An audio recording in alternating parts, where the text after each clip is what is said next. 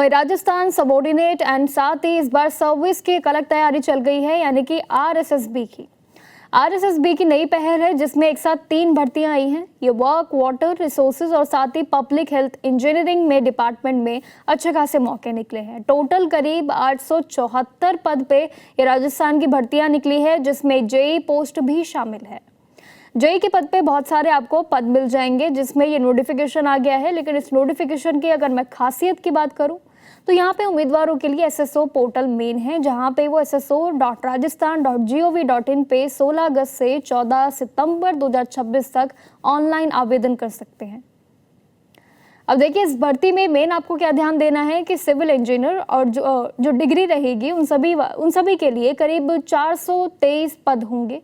Civil mechanical और साथ ही electrical diploma वालों के लिए करीब इसमें 450 कुछ पद शामिल रहेंगे, यानी कि सभी के पोस्ट के हिसाब से अलग अलग आंकड़े हैं।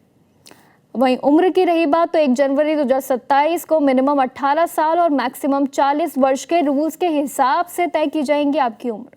वैसे ही आपको छूट भी मिलेगी। तो ये एक उम्र की गणित भी राजस्थान सरकार ने इस बार तय की है। वहीं अगर रही बात सैलरी की, सबसे इम्पोर्टेंट, तो वो भी 7th पे कमीशन के हिसाब से सबको सैलरी दी जाएगी। लेवल 10 के अकॉर्डिंग मिलेगी उनको सैलरी, जो कि एक अच्छी खासी सैलरी का सबसे बड़ा क्राइटेरिया माना जाता है। इस पूरी भर्ती के लिए एप्लीकेशन में अगर आपको इस पूरी भर्ती में एप्लीकेशन के लिए कैटेगरी ओबीसी एमबीसी उम्मीदवारों के लिए 600 रुपये रखी गई है।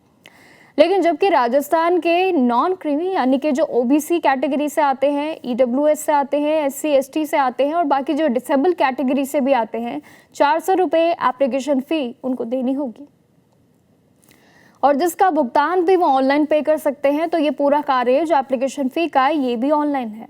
रही बात आखिरी सिलेक्शन प्रोसेस की, तो ये भी उम्मीदवारों के लिए काफ़ी अहम चरण होता है। इसके लिए पहले ओटीआर आपको पहले करना होगा कंप्लीट, क्योंकि ये सबसे पहला कार्य होता है। इसके बाद फिर सीबीटी की तैयारी, टीबीटी और साथ ही ऑफलाइन ओएमआर बेस्ड जो आपकी लिखित परीक्षा होगी उसमें शामिल आपको होना पड़ेगा। ये को 3-4 चरण रहेंगे। ज़्यादा शिफ्ट होने पे नॉर्मलाइजेशन की प्रक्रिया भी अपनाई जाएगी। ये आप पहले मान के चलिएगा, क्योंकि नॉर्मलाइजेशन का नियम कुछ लोगों को ही पता होता है।